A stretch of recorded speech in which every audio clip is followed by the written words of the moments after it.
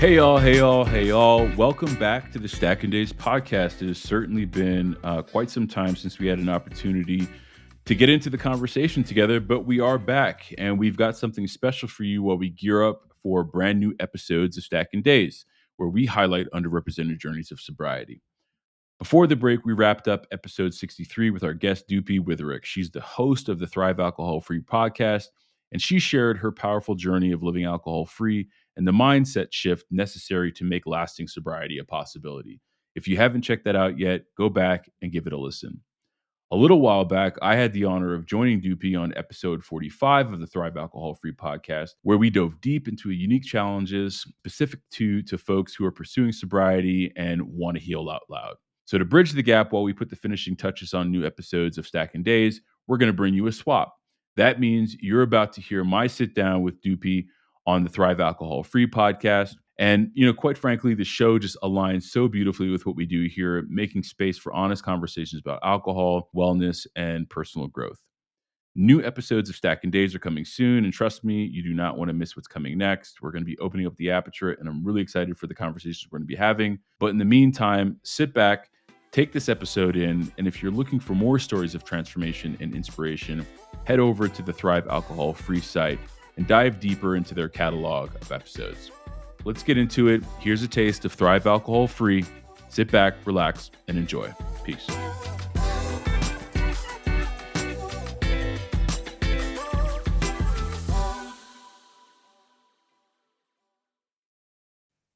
Hi, and welcome to the Thrive Alcohol Free podcast. I'm Dupe Witherick, alcohol-free well-being and transformational coach, and the best-selling author of A Cocktail of Clarity, How to Ditch Drinking, Embody a Joyful New Identity, and Thrive Alcohol-Free. This podcast will show you that being alcohol-free is not what the traditional narrative says. And even though alcohol is so ingrained in our society that it is okay to give yourself permission to stop drinking if you want to, and you do not have to wait until you hit rock bottom. It is certainly not boring, and I believe ditching drinking is just the start to living an extraordinary life. By getting rid of this one thing, it allows the doors to open to endless possibilities and opportunities. Each week, we will have guests on who are at various stages of the alcohol-free journey, from those who are curious to those who have been alcohol-free for years. We will also have experts on talking about different topics relating to alcohol and beyond. Through these conversations, you will discover what it means to thrive alcohol-free. Enjoy. Hi, and welcome to the latest episode of the Thrive Alcohol Free podcast. It's Dupe here, your host, and I'm so delighted you are here listening. I hope you've had a good week. I am so enjoying Bali. We have had the most wonderful week, and as I speak, I am looking out to the sea and the beautiful blue sky and a little palm tree in front of me, and it's just been so wonderful to be here. It's such an amazing place. And this week we had an amazing time in nature. And I always talk about spending time in nature. And we managed to see 2 stunning waterfalls and spend some time there. And I really believe that when you actually spend time in nature, it's so life-giving. It just helps your mood. It helps you to just realize that you're such a tiny part of this world, but you've got a huge influence. But really, the world is so big, and it's just incredible how much we take for granted, really. Just looking at the leaves, looking at the trees, walking through this amazing space, and then seeing something like waterfalls, it just makes you realize there's definitely something bigger than us that's working, and, we can take advantage of that. And I really think that being in nature has to be one of the key things that you have as part of your alcohol-free toolkit. It's absolutely essential if you want to ditch drinking for good and really enjoy it and sustain it and thrive alcohol-free. So I have an alcohol-free toolkit that I recommend to my clients, and these are the go-to tools and resources that you need to help you stop drinking and really stop automatically reaching for that drink. And one of those 8 things is being in nature. And it's one of my favorites. And so I would say if you have time today, if you stop drinking or you're about to stop drinking, you're ready to stop drinking, then being in nature and walking in nature is just so powerful. It allows you to take in your surroundings and become more aware. It also brings you back to the present, so you're not dwelling on the past or worrying about the future. The power of now is so key to living a life that you love. And if you haven't read Eckhart Tolle's book, then I highly recommend it. The Power of Now. And so if you are looking to create an alcohol-free toolkit, if you've created one already, I'd love to hear from you and hear what's in yours. But I absolutely love it. And I think if you're ready to ditch drinking, then definitely create an alcohol-free toolkit. And if you don't know where to start, or you want to find out what the other 7 things are in my alcohol-free toolkit, then I highly recommend you going and getting a Cocktail of Clarity self-paced online course. You can go and get that today, and you can do it at your own pace, and it takes you on a journey, and it will help you to ditch drinking all in your own time. So why not check out the Cocktail of Clarity online course? We also spent some time making beautiful bracelets. And so if you want to see that, head over to my Instagram page at Thrive Alcohol Free. And it was so interesting, really, hearing about the different stones and what they meant, plus really using our intuition to pick the ones we wanted for our bracelets. And I was fascinated to learn the benefits of using mala beads for meditation. And these include helping you relax and calm your mind, increasing your concentration, reducing negative thoughts, and they're a good way to set intentions and goals. And I was reflecting on that, and I really felt that these are also the benefits of ditching drinking. When you ditch drinking, you become more relaxed, you are calmer, you have more clarity, you are more focused, so you are increasing your concentration, and you certainly are getting rid of those negative thoughts, because actually alcohol exacerbates anxiety, stress, depression. And you start to set goals that you haven't set before. You start to dream again. You start to really create the life that you've always wanted. Okay, so today's guest is Ray Donovan, and I'm delighted to have Ray. I've been following Ray on Instagram, and he has a fabulous podcast, Stacking Days, and is really helping people. And again, it's because he has stopped drinking and has seen the benefits, and now wants to help others as well. So it's fantastic. And a bit about Ray before we go into the podcast. Ray has never shied away meeting life's challenges, from emigrating to the US as a Canadian, moving from the East Coast to the Pacific Northwest, to seizing the opportunity to start a family business in Africa. One of the constants amid these distinct eras in his life was with alcohol.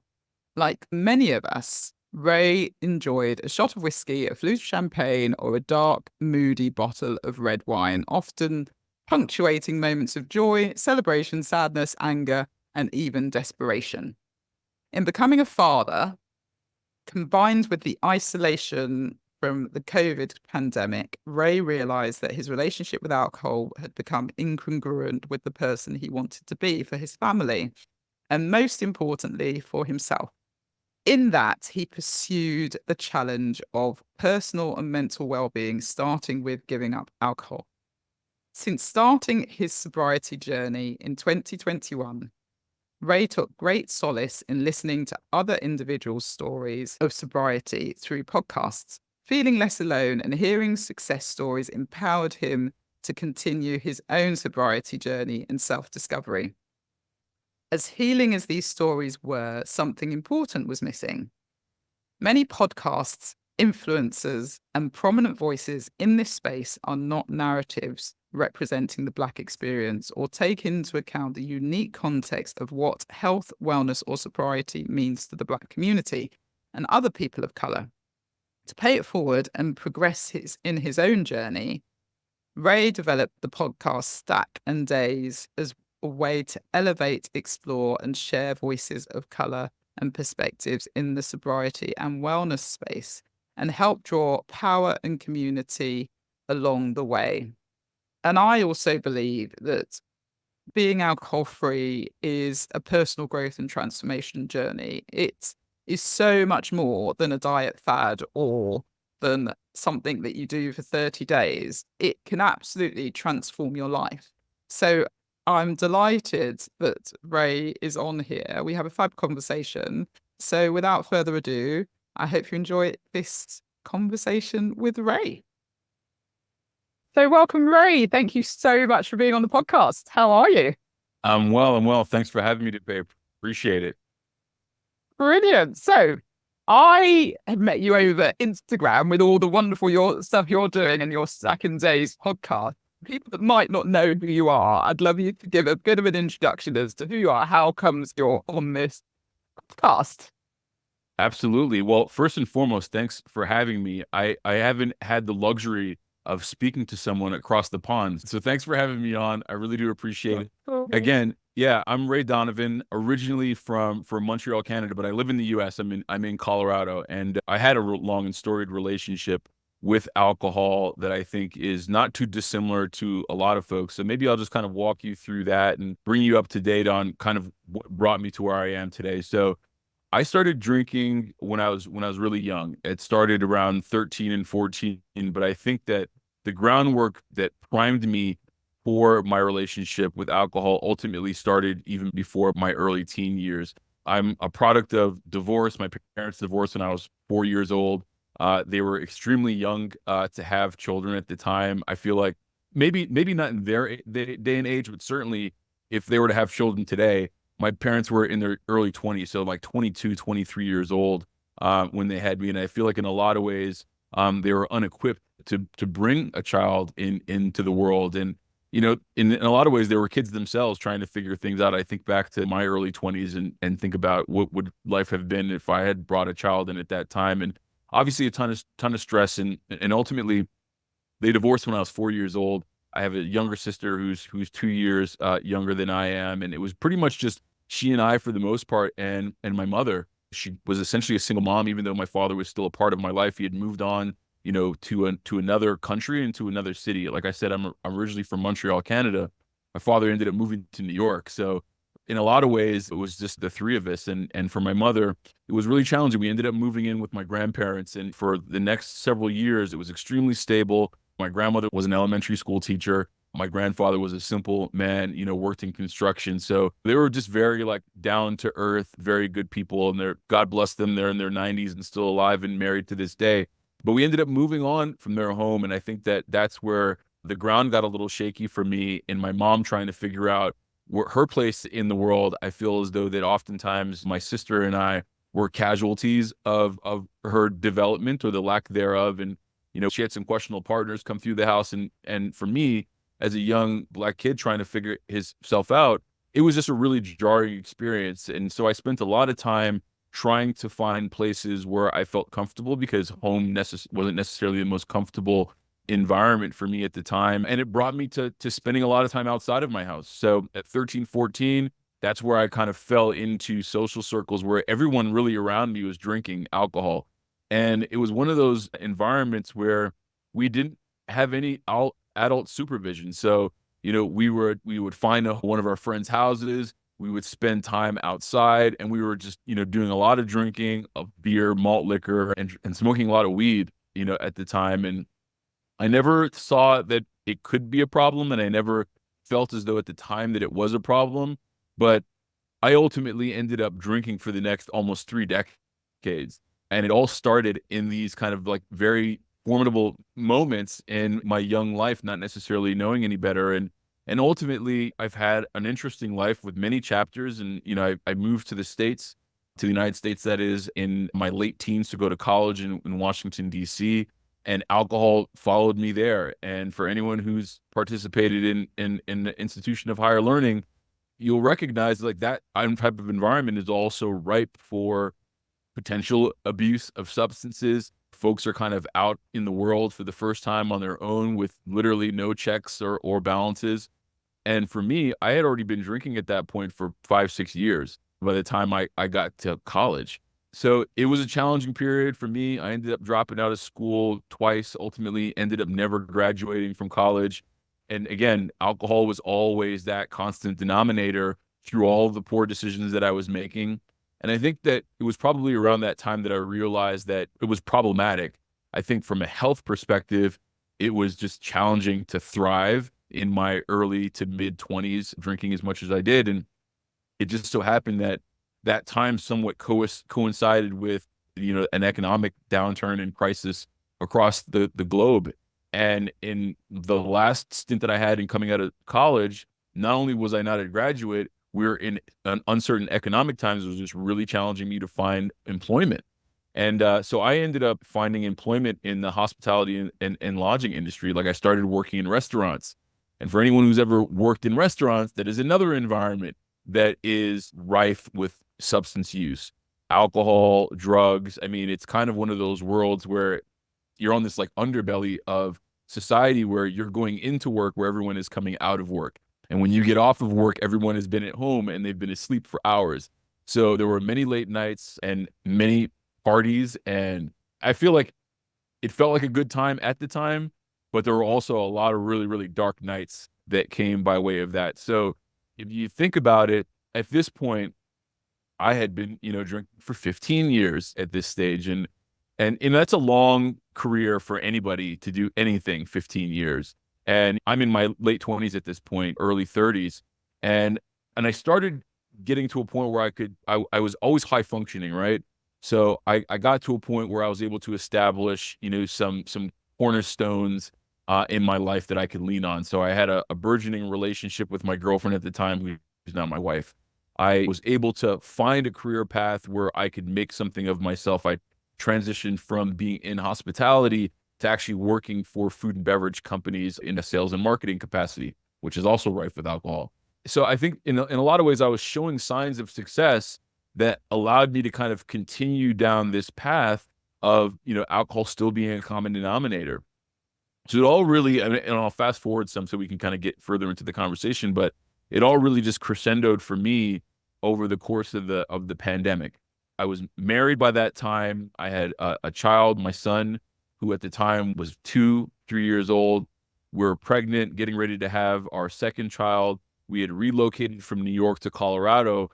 And in that time, I was also unemployed. But at the same time, I was in a place where I felt as though that everything else was out in front of me. Pandemic hit, and it threw a wrench into a lot of those plans of everything being out in front of me.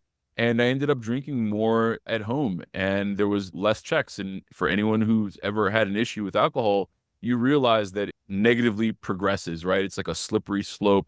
And for me, it got a lot worse. And ultimately, in September of 2021, my wife and I peeled away from the house to go on a regular date night. And what started as date night over sushi and wine turned into a little bit of a bar crawl, and went from drinking sake and wine to drinking Jameson and IPA beers. And the wheels just quickly started to come off for me at that point. And long story short, I ended up having to be escorted out of the last bar that we were in because I had done some damage to the bar. My wife got me an Uber. At this point, I'm blacked out. So I was blacked out for the next 24 to 36 hours or so. I don't really remember much. And for anyone who's ever blacked out, oftentimes the loved ones and the people around you bring you up to speed on all the chaos and the damage that you caused over the course of your session. And I ended up almost jumping out of the back seat of our Uber ride on the way home and on the highway. So needless to say, and I don't know if this podcast is explicit, but I scared the SHIT out of my wife, and certainly put her and myself in a very precarious situation.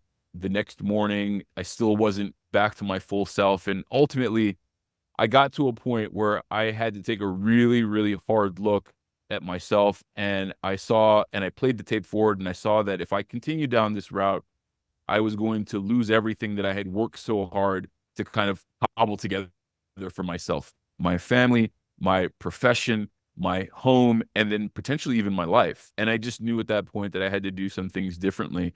So September 17th, 2021 was the first day that I stepped into sobriety. And as challenging as that whole journey has been, I haven't looked back since.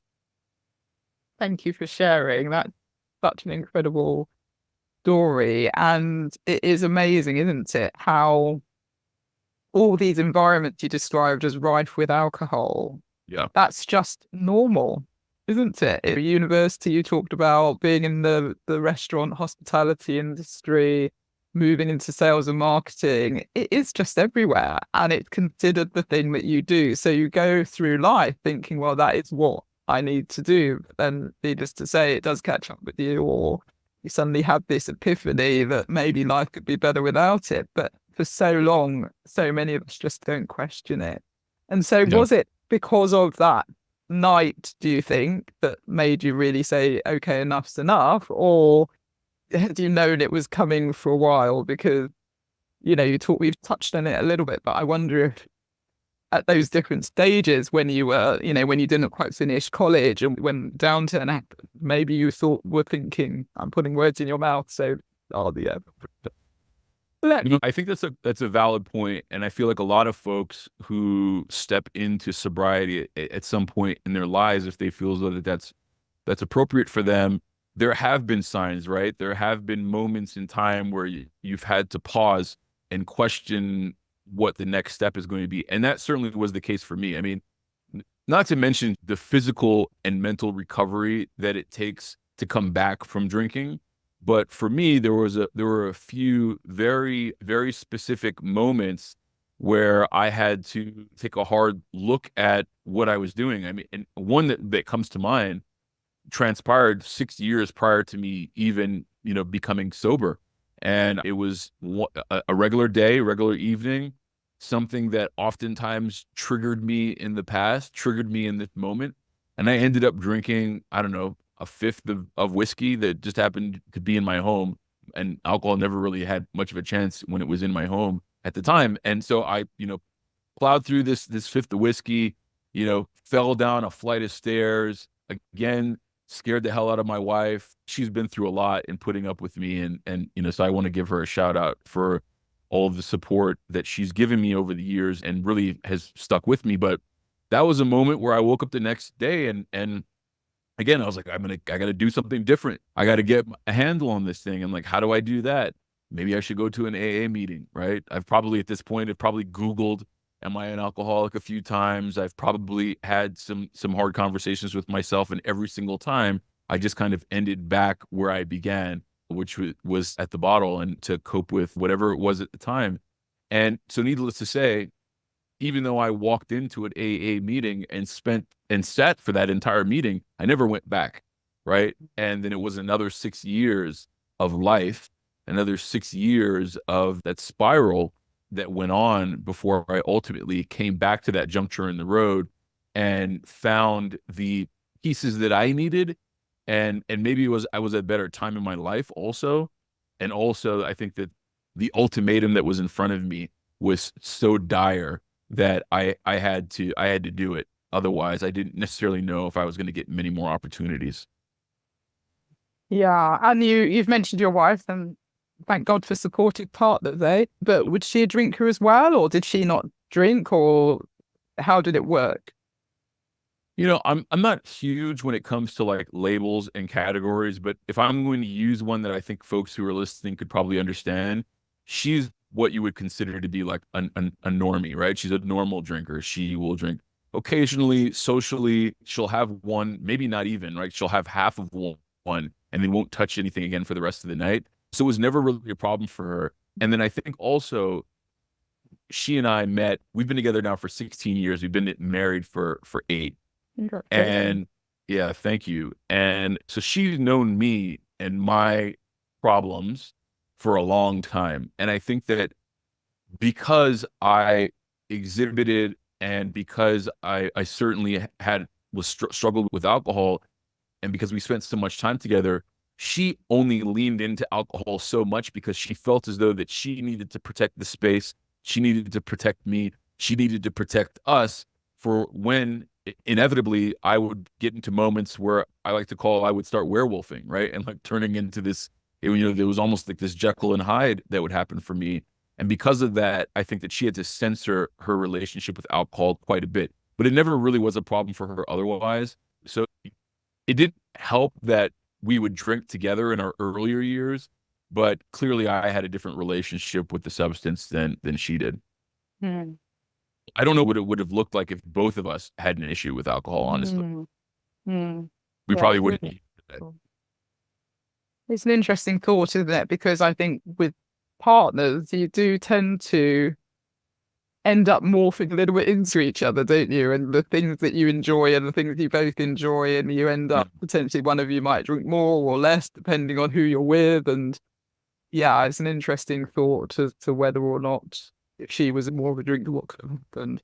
But I feel like I drank enough for the both of us, and I certainly was always the one who was drinking more when we were out. So for the most part, for me, it was like 7 out of the 10 occasions that I was drinking, I was in control of it, right?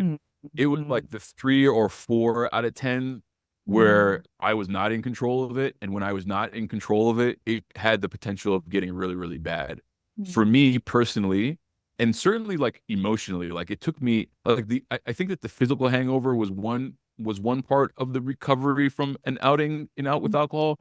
But for me, it was also, as I got older, it was also the emotional recovery that was required in coming back from drinking alcohol. So ultimately, when I looked at just my holistic relationship with the substance, I said to myself, yeah, it may not be every single occasion that I go out where the wheels completely come off, but it's inevitable that a handful of them are. And if I need to avoid those 4 occasions out of the 10, and if that means me abstaining from here on out, ultimately that's what I need to do, because the stakes are way too high for me at this point in my life to do anything otherwise. Hey guys, I hope you're enjoying the episode. If you are, we'd really love it if you could leave us a rating and a review on Apple Podcast or a rating on Spotify. And of course, please feel free to invite somebody into the conversation. If you feel like you have a story to share on the podcast, why not apply to be a guest? You can do so by completing the form on the podcast description or find it on stackanddays.com. That's stacknday's.com. But for now, let's jump back into the conversation. Yeah, amazing. And I'd love it if you could touch a bit more on the physical and the emotional recovery, and the fact that you mentioned that was really the same or worse, the emotional side. Yeah, I mean, physical is pretty straightforward. I feel like anybody who's ever experienced a hangover knows what that feels like, right? The pounding headache, the lethargy, the aches, the pains, the dehydration, so on and so forth. I mean, you kind of know what that looks like, I think. But for me, and I've thought back to this in retrospect now, and this was probably the most painful part of hangovers, is just the degree. And I have never considered myself to be an anxious person until I got sober and realized that I did, in fact, and still do have quite a fair amount of anxieties. But it's just the anxiety that I would feel in trying to recover, right? Like the shame of even stepping into a room while I was hungover versus being drunk, and like what others might be thinking of me, or should I be in this space right now? How do I look? How am I coming across? How am I presenting myself? The shame and guilt that I would feel if I were to put my wife through something over the course of a drinking session or a binge, and what do I need to do to try to repair that, not necessarily knowing exactly what the hell I said or what the hell I did. That was a little bit crippling as well, right? And then I think that ultimately, big picture, capital B, was me not living up to the expectations that I have had for myself, the expectations that others have had for me over the course of my life. And I think that in a lot of ways, I'm trying to catch up on some of those things now that I have found the clarity. But those were the emotional pieces that were like emotional quicksand for me in trying to recover. That's what hangovers really were for me, is how do I get out of this spiral, this like shame, guilt spiral, anxiety spiral that ultimately the alcohol is just feeding, right? And so I would come out and go back in and come out and go back in. And then it's almost like compounded interest, where at a certain point in time, it's just such a huge undertaking to kind of peel back, which I think is a lot of what prevents people from being able to step into their struggle and step into their addiction and step into their substance abuse, because it is such a heavy boulder to remove from one's shoulder. Yeah, because you feel that there's that sense of relief when you have a glass, then it just Yeah, starts all over again, short-lived. because that's obviously what's feeding it. So alcohol absolutely exacerbates anxiety, stress, depression. And I was similar, I was anxious. I never used to think I was anxious. And then I look back now and I'm like, I was quite Yeah. in certain situations. So I absolutely get that. I used to always think that I was like cool, calm, and collect, right? And I now know that I missed me being cool, calm, and collect from just being numb. You know what I mean? I just basically was at a baseline of numbness that allowed me to tell myself this narrative that I was cool, calm, and collect. And this cool, calm, and collectiveness was just basically a straitjacket for my anxiety. It was just kind of keeping everything in and keeping it together. And then ultimately it would come apart if I went too far, right? So now my sobriety, I have to meet face to face with a lot of those things and find new mechanisms to kind of live with them. But that's not a bad thing. I don't think that's a bad thing. And I don't even know if I was actively trying to avoid feelings, anxiety, or anything like that during my time that I was drinking. I had just been doing it for such a long time. It was like drinking water. It was like eating food. It was just part of my diet. And ultimately, like anyone who's had a poor aspects of their diet that need addressing, I ultimately needed to just address these things. And that's what I did in September of 2021. Yeah. So what did you do? So how did you, because that's obviously I'm trying to work it out, nearly 3 years ago. So yeah, congratulations on that. But Thank what you. was different this time? Well, I mean, I think the thing that was different is that I had kind of just exposed myself to the mental space and the mindset that I needed in order to pursue sobriety and recovery prior to actually pursuing it. And also I didn't try to like find a prescribed program that maybe worked for somebody else, similar to what I did 6 years previously in walking into that AA meeting. So I just basically said to myself, I'm going to throw everything that I possibly can at this and hope that it works. I didn't have anything. I didn't have any confidence, or I didn't have a lack of confidence. I was just basically saying to myself, I'm going to just throw everything that I possibly can at this thing and see if I can quite literally start to find some consistency in sobriety. So my first step that I had not done in the past, and I'm not big on medication, but I said, let me see if I've researched at this point that there's medication that I can take, right? So I went to my general practitioner, probably the first time ever that I was honest with my general practitioner about my consumption levels, right? And I basically said like, hey, look, I've gotten to a place, this thing is a problem, I need help. So my doctor prescribed me naltrexone to help wean off of the cravings of alcohol, because I just wanted to fortify myself as best as I could to keep my eyes on the prize, right? So that was one thing that I did. And the medication was important, but I think that the most important piece of that was the honesty, right? Me leaning into a degree of honesty, both with myself and then with someone else, right? My GP at the time. So that was one piece. Number two, I started seeking out therapy because I had read enough at that point, and I had listened to a ton of podcasts at that point, where I realized that alcohol and the use of alcohol is oftentimes just a symptom of something larger. So I sought out therapy to start to get to some of the core of who I am and why I am who I am, and started to have a space that I designated to really start uncovering a lot of those things that I never really had spent any time going into in any meaningful depth. So therapy was another large piece. And then I ultimately tried to remove what I determined to be negative aspects or negative behaviors in my life and replace those with positive aspects or positive behaviors. So I started spending more time in the gym. And that may seem cliche, but my thought was, let me start investing in my body and my physical well-being, because I had spent so much time, even though I've always been active, I had spent so much time being counterproductive in that space. Whereas what does it look like if I can be consistent in that space? So that would be an example of how I removed some negativity from my life and injected some positivity. And I did that in many different aspects of my life. And then I listened to a bunch of podcasts. So as opposed to going to like an AA meeting or some sort of controlled program where I was listening to other people share their stories, podcast really was the space that I deferred to because there are so many stories out there, right? And there's so many platforms out there that you can tap into. So I spent a lot of time listening to folks and trying to learn from their experiences and taking little bits and pieces of how they were winning and try to inject those into my quote unquote program.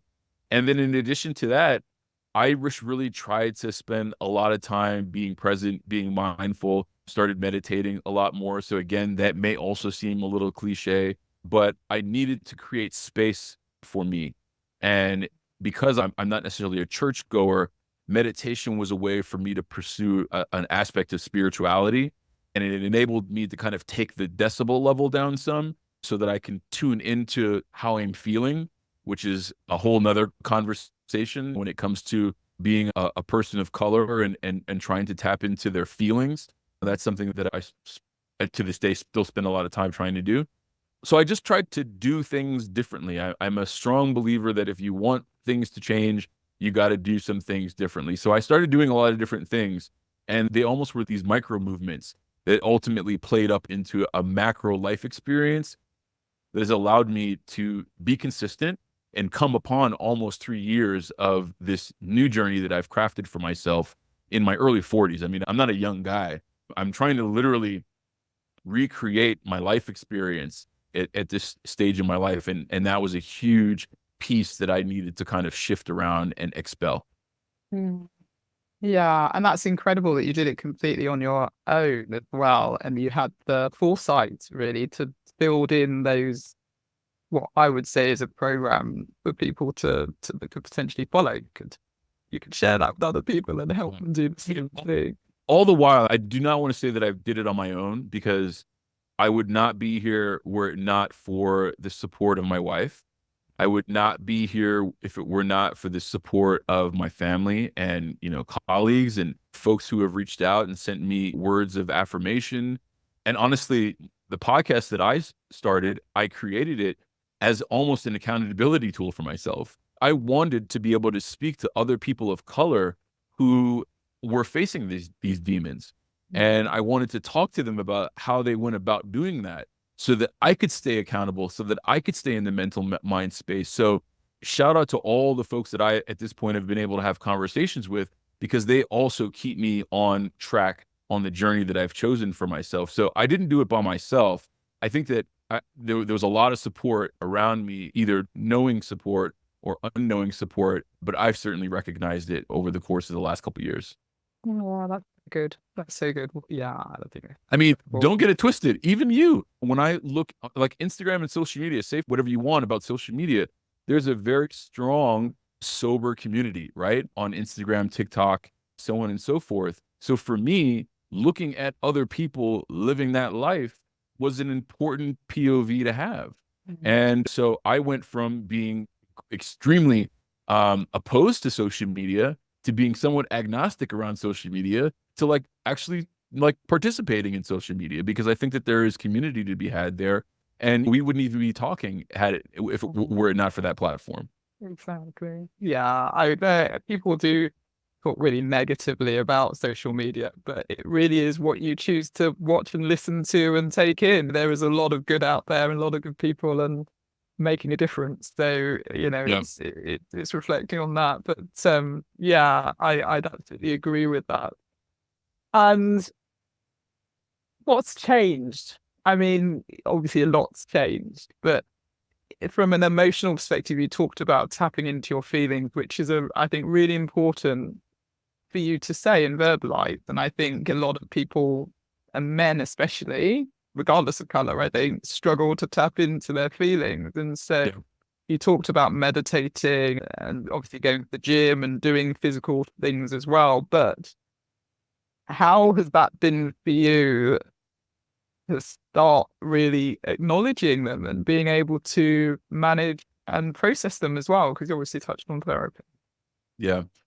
I mean, this journey for me, yes, sobriety is a part of it, But I think that more broadly, what this journey has been for me is the pursuit of personal clarity, the pursuit of being open to stepping into vulnerability, which I think is also challenging for men, generally speaking, and really testing the theory on myself that only good things can happen when you do those sorts of things, right? I mean, nothing poor has happened for me over the last 3 years as I've continued to step into being vulnerable, being open, exposing myself. I think that there's a lot of discomfort that comes with the prospect and the reality of exposure, but I haven't found any detriments in that light. And also, it's enabled me to become a more present father. It's enabled me to work on aspects of my relationship with my friend and my partner and my wife that I hadn't really addressed. And ultimately, it's allowed me to pursue a certain degree of just clarity.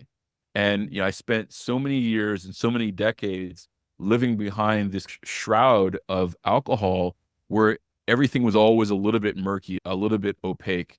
And what I've been able to do, and this was pretty intentional, especially once I got into therapy, is try to get to a place where I have a better understanding of where I've come from and how I've gotten to where I am. I can show up on a day-to-day basis in my present life the way that I intend to, which is a challenge, but at least I have a perspective on how to do that. And then I also have a lot more clarity on how I want to pursue the back several decades of my life with intention, with authorship, and that's extremely empowering. So for me, it has been all of those things. Some have been unintended, but some of the residual that has come out of this journey for me has been very much intentional. And I think that clarity, honesty, and vulnerability are three pillars that I'm now able to lean into and feel some degree of comfort, not necessarily knowing that the outcome is going to be, but that the outcome is going to be beneficial for me. And also there'll be some ripple effects for the folks around me and hopefully beneficial for them as well. I love that. I love what you say about it's not really about the ditching the drinking, the stopping drinking is one part, but it is that personal growth, I think, and you described it, the pursuit of personal clarity, which I absolutely love. But the fact that you say nothing bad comes out of being open, being vulnerable, being honest, only good things. And so many people hide behind something and they don't want to show their authentic self. They don't want to show what's really going on inside. And so then they turn to things that are probably not the healthiest thing they can do to hide that. But I think it's so encouraging for whoever's listening with what you just said, because effectively you're saying, step out, be open, be honest, be vulnerable, and who knows what can happen. Your life changes. Your life changes. Amazing. Yeah, I mean, it's certainly a challenge, but I do thoroughly believe that we all have an opportunity to step in and do hard things. And I think that once you recognize that you have the capacity to do some of those things, it is just extremely empowering for oneself to be able to continue to step into challenge and face challenge, because that's what life is about, right? It's a sequence of challenge, and how do you respond from said challenge? And this experience and this journey for me has really put under a magnifying glass that lesson, right? And I think it's a great lesson. It's been a great lesson for me to learn, especially at this stage of my life. Like, I'm glad that I finally got to a place where I could have that dialogue, that conversation with myself, versus maybe another 20. I mean, hopefully I would have gotten another 20 years, but I see people making this calls for themselves in their 60s and their 70s, and it's never too late to do it. But I'm certainly glad that I was able to do it now, because I feel like I have so much runway in front of me to play with in this experience of life. And I try at the same time to not feel regret for time wasted and years past where maybe I could have like made this happen sooner. But I do believe that the adage is true, that you'll know and you're ready when you're ready to make, a fundamental change like that to your lifestyle. And for me, I'm glad that I was able to make it happen. No, amazing. Congratulations. And it is interesting, isn't it? Because you could sort of, everyone, we all say it. I said it, everyone says it. I wish I did it sooner. But there's no right time. And you do get to that point where you fundamentally know something needs to change. And that's when you're ready to do it. And that's what it is. But you'd also talked about expectations, and I wanted to also just highlight what you said about your grandparents in their 90s still married. Bless them. How amazing. Congratulations to them. Fantastic. Such an inspiration. And obviously, there's potential and you've got another years in front of you. Hopefully, So, yeah. exactly. So there's loads you can still do. But you talked about expectations, and I think, again, we're quite harsh on ourselves, aren't we, when it comes to other people's expectations? And would you Yeah. say that you've let that go now and you don't have the shame? Obviously, you've let go of all the negativity about it, but would you still say you feel those expectations of others, or have you learned something different? What I've learned is most of the expectations that I believe others had of me were never explicit.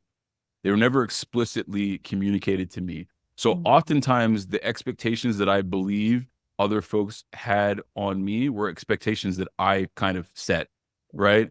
So I think with that recognition, it's allowed me to level set myself a little bit more in terms of like, how do I relate with the world and the people around me, and not, for a lack of a better term, like putting expectations in their minds, right? So I think in some ways it's really helped. And it's also helped me have a more honest dialogue with myself about my own expectations of myself, right? And that's been fun as well. Yeah, yeah. I'm really glad you highlighted that. That was what I was hoping to say. I think we've got expectations, or we think there are all these expectations on us, and we have to go a certain route, or we have to do things in a certain way, or we're disappointing people, or we're doing. Sorry. And one, I think it is the alcohol that's potentially blocking us and giving us slightly different thoughts. But also, it's our own expectations on ourselves that we then project on others potentially, and think that's what they want us to do when the reality isn't the case. Yeah. So yeah, and I'm really glad you highlighted that. So then what next? You said you're quite clear in terms of the fact that you can now create the life that you want fundamentally. So what can you see happening next? It's so funny that you asked that question, because I literally was asking myself that question before we got on. There's so many different moving parts in life, right? And I've bucketed mine and categorized them. So you have family, you have profession, you have your spiritual life, your health, your well-being, so on and so forth. And for me, over the last 3 years, I've been on this highway, and I'm trying to like take the right exit off the highway to get closer to my destination. And part of that is somewhat being driven by some of the challenge that I've experienced over my life, but ultimately over the last 3 years, and saying, I'm at a point in my life where I'm willing to step in and do some things that are challenging that maybe I shied away from previously. So on the professional front, I'm looking at becoming much more endeavorous, right? And much more entrepreneurial. I've spent a lot of time in my profession working and quite frankly, making money for others. So what does it look like to focus in and bring some of my own ideas to see the light of day, and potentially commercialize some of those? So very much looking forward to doing some more things creatively as well. I think the podcast has been, just like I said, extremely therapeutic for me, but also, and as you've probably seen this in your own work, just a really meaningful platform to have. So I want to be able to do more of that in our community. I'm looking forward to continuing to be a dad. I mean, I got a little guy right now who's about to be 6 years old, and I have a daughter who's 4 years old. So it means a lot to me to play a meaningful role in their lives. And, so I have a reminder on a daily basis to keep me honest about the decisions that I've made. So that certainly is where I want to play. And then separately from that, just I've been together with my girlfriend, wife, friend for 16 years. I feel like we're at a place now where we can almost co-create a new reality for each other and for our relationship that I'm very much focused in on. And all of these things have been extremely challenging, points of recognition to come to. But I've had a bunch of epiphany over the last couple of years. And I think that in large part, that's been driven by the fact that I've removed the murkiness from my mind. So I'm able to have those linear thoughts that were a little bit more challenging to have at some earlier stages of my life. So that's really what's next, is how do I stay consistent in some of the things that have been working for me? And then how do I just kind of level up so that I can just create an overarching, degree of fulfillment across all of these spaces that I live in and I will continue to live in. So that's really going to be the focus of mine moving forward. I love that. I watch this space. I can't wait to hear how everything goes. So yeah, really, really good. And thank you just so much for being on and sharing your wisdom and your story. So how can people get in touch with you? Yeah, for sure. Well, first and foremost, thanks for having me on. This was a pleasure, and I'm glad that we were finally able to sit down and get a conversation going. I will be sure to hit you up when I make it to the UK. I'm almost positive that will happen at some point. But in terms of where folks can find me, you can always check out the podcast. It's Stacking Days, STACKNDAYS. It's on all platforms, including YouTube, so you can catch the video there. You can reach out to me via email, rdg@stackingdays.com, or you can hit me up on Instagram. It's Stacking Days is the handle, STACKNDAYS, or the website, stackingdays.com. So I'm in a few different places. Feel free to shoot me a note if you want to trade secrets and tools and tricks, or if you want to share your story, or if you want to dive a little bit deeper into some of the things that you might even heard here that worked for me that you've been considering, hit me up, and I'm always happy to have a conversation. Thank you so much. I'll leave all of that in the show notes as well. Awesome. So yeah, definitely get in touch with Ray. It's been really lovely having you on. And so before we finish every podcast, as you're probably aware, I ask every guest, what does thriving alcohol-free mean to you? And you talked about it so eloquently as we've gone through the conversation, but yeah, in a nutshell, what does thriving alcohol-free mean to you? Simply, thriving means being in the driver's seat of my own life and truly being able to wield the pen and be an author in my own experience, as opposed to being left to the externalities to move me in any direction that I happen to move in the day. Like, I feel really good about having a degree of control over my experience. And that's about as good as I can get. I can move from there. That's brilliant. Thank you so much. Okay, so any last words of wisdom or anything final that you want to share with the person listening? Yeah, I mean, I think that ultimately what I'd like to share is that in the wee hours of the night, when you're having that conversation with yourself and the voice in your head says you might have a problem that you need to take a stronger look at, take a good hard listen to that voice, because that's you attempting to love yourself, and find someone, that you trust, that you feel as though will be a non-judgmental space to bring that internal dialogue outside of your own mind. And don't be afraid to step into the next step of your journey. Very good. Thank you. Brilliant. Well, it's been an absolute pleasure having you on, and really appreciate it, and look forward to hopefully meeting you at some point when you come over to the UK, or if I go to the States. But yeah, thank you again for being a fabulous guest. Thanks, Dupe. Really appreciate it. I appreciate you guys listening to the Stacking Days podcast. I hope this episode added value to your recovery and wellness journey. Before we go our separate ways, let's connect on social. You can find us on TikTok and Instagram at Stacking Days, or via the website www.stackingdays.com. By supporting the show, you can play a direct role in amplifying people of color in their pursuit of recovery. The easiest way to do that is to subscribe or hit the follow button. This way, you'll never miss an episode, all while playing an active part in creating the ecosystem where diverse voices and healing matter. This show is for the purpose of education and connection and is not a replacement for therapy or recovery care. For more information on the resources and support available, take a look at SAMHSA and some other resources shared in the description.